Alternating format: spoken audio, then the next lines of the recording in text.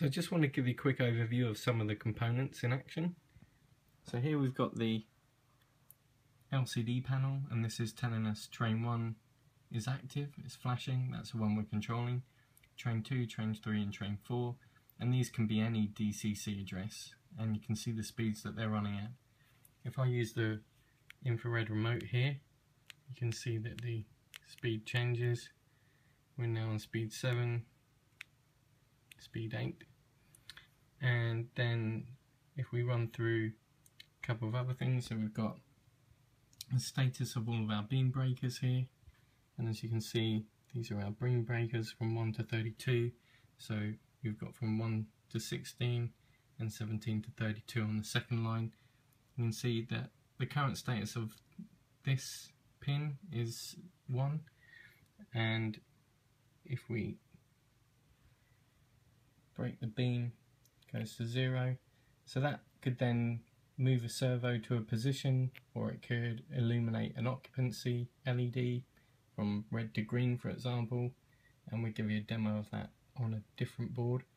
But you can see if I zoom out here, that's toggling on and off. Another very simple example again is that I've got a just a push button switch, and that's plugged in here as well, and if I push that down, you can see as I push that down that that input is toggling as well, and that could have a similar action. So if I put this into servo config mode just by pushing this button here, you can see I can select all sorts of servo numbers, and then if you look here I can then toggle the control button around, and that will move the servo, so I can see what the min and max values are. So that's going from minimum to maximum,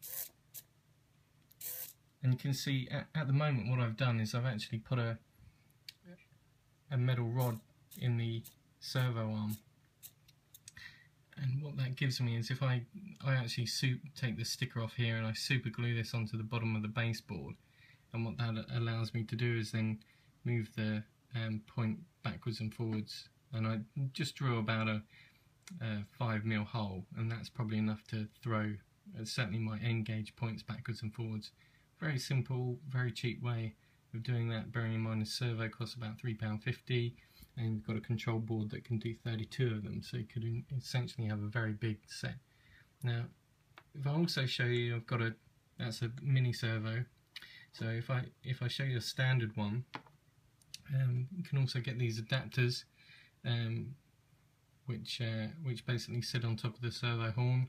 So if I push that down, you can then obviously fit a rod inside, for example the rod that sits on top of a turntable, for example.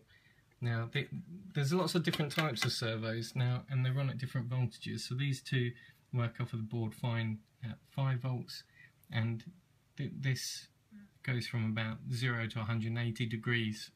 Likewise with this one, you'd have to check the spec sheets. You can get continuous rotation, which go continually round, and you can get ones that go from 0 to 360, depending on obviously how many tracks you've got on your turntable would depend on how many degrees you need.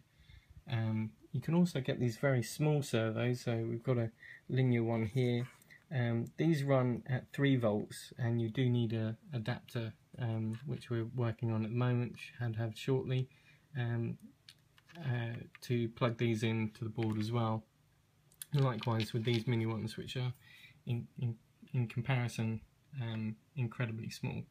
So you can see if I've got all of those together for you, they're immensely small. So there's quite a few different uses. You can get different arms for all of them, so that there's a whole range of options there. Now a few other things that you could do is you could have your existing point motor, you could have your capacitor discharge unit. So your capacitor discharge unit could run off of your FET, so you can switch on and off with that.